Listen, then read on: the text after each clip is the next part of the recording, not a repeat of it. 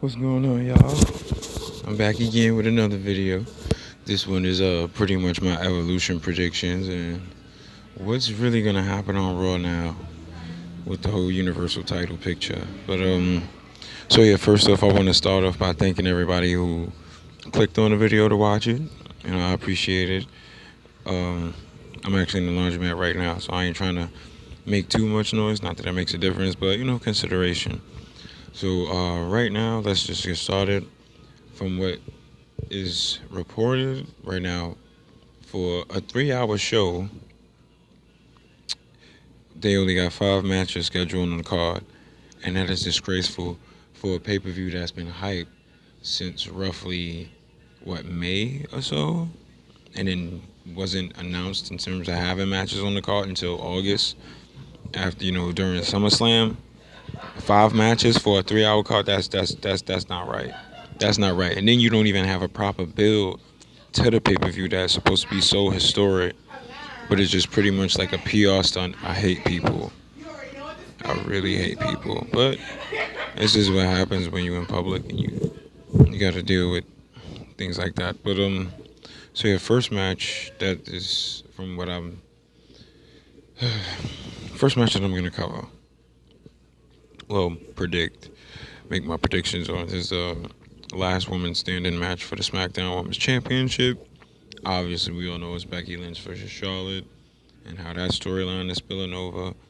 The attack on the Performance Center, all the promos, all the stuff about the creative team telling the fans that we're not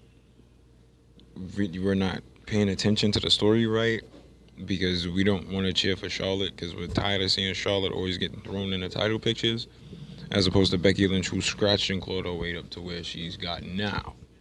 So you can't be mad at that. My prediction is because of the way how the Becky storyline has been going, she's going to go and retain the championship. She's going to retain, hold on to it, maybe till WrestleMania, possibly Survivor Series. We'll see what happens later on in the card. So my prediction for Becky and Charlotte is Becky retains. And we got the finals to the Mae Young Classic. Io Shirai versus Toni Storm. This should be interesting. Both female competitors have quite a few accolades under their belt for the amount of time that they've been in this industry. But what I'm hearing is Toni Storm is actually gonna lose the Mae Young Classic and then head over to NXT UK and become the NXT UK Women's Champion, and Io Shirai will just be winner of the Mae Young Classic. So I got Io winning the finals for that match. Next, you got the pretty much the put everybody in the show throwaway match, the Battle Royal with all the women for a championship opportunity at some point.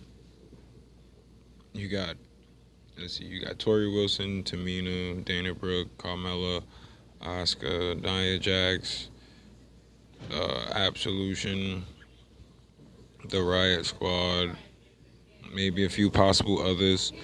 But my guess is to try to rebuild her character. Asuka's gonna win, but it won't be a heel turn because WWE still want to classify Becky Lynch as the heel when clearly the fans see her as a face, which could set up at WrestleMania, or maybe not even WrestleMania because they still want to have the women headline it. Maybe it might be Ronda versus Becky if Becky's still a champ. Maybe Asuka. Who knows? Who knows? But my prediction for this Battle Royal, Asuka wins, gets a chance to get a championship opportunity. Maybe she jumps back to Raw, but that wouldn't make no sense. It would be best for her to stay on SmackDown as a babyface and keep that WWE mentality of a face versus a heel, and with Becky being a heel, Asuka being a face. Either way, it's gonna be love all around because they only fought once at a house show in Japan. So then that's the third match. What else we got? We got the NXT Women's Championship match: Kairi Sane versus Shayna Baszler. Rumors that Shayna is going to be being called up to the main roster soon. So I don't see her retaining not retaining, but winning back the NXT Women's Championship. Quite frankly, there's really nothing for Shayna to do on NXT now. I got the new talent coming in, Mae Young competitors and so on and so forth, but she's kind of outgrown NXT in my opinion. So Kairi Sane retains that match. She retains her NXT Women's Championship, and then lastly, the last match. Oh wait, nope. We got one more. Almost forgot but who knows what's going to happen because there's so much going on with Alexa Bliss now. First, she was at a arm injury 2 weeks ago. Then last week she was diagnosed with a concussion. It's rumors that she broke her nose. In addition to that concussion, nobody knows. But yeah. So we got the tag match, which was supposed to originally start as singles matches. Alexa versus Trish, Mickie James versus Lita. Somehow that just got thrown as a tag match. Nobody knows why. Just because. And with all of this injury stuff going on with Alexa right now, it looks like Alicia Fox is going to be her replacement. I don't think that's going to bode well for the match. But if I had to say, because of nostalgia and there's rumors that Trish and Lita are going to be staying on longer than just this one-off appearance, the besties for business. I can't believe they really named themselves that. That's a disgraceful name for a tag team. I'm sorry.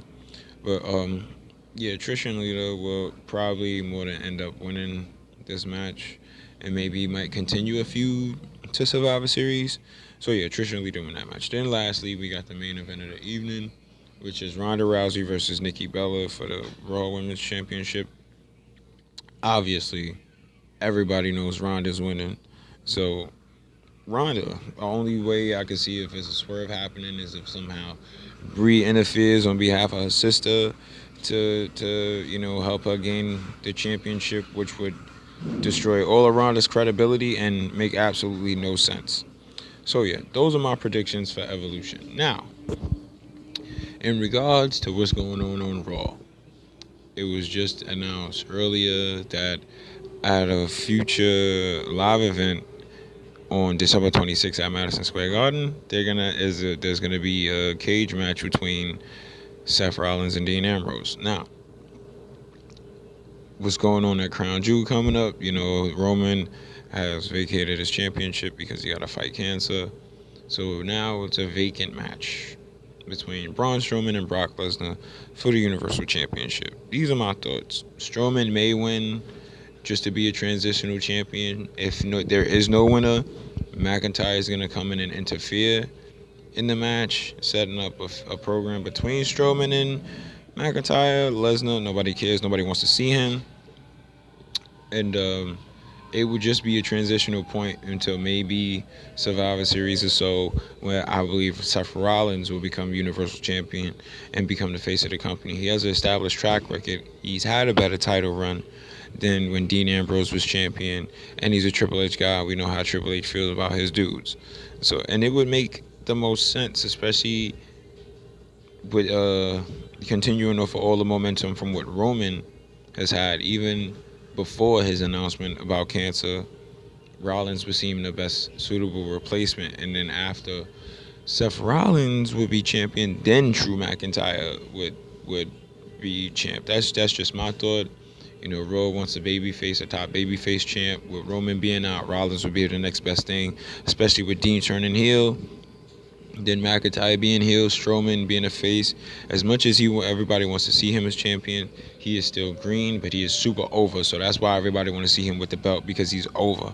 Not necessarily because of his talent. Not saying he's not talented. He is, but everybody could do, make improvements on what they do. So let me know what y'all think in the comments below. Please feel free to like, share, and subscribe. Once again, I want to thank all y'all for taking the time to watch this video. And I'll see y'all later in the next one.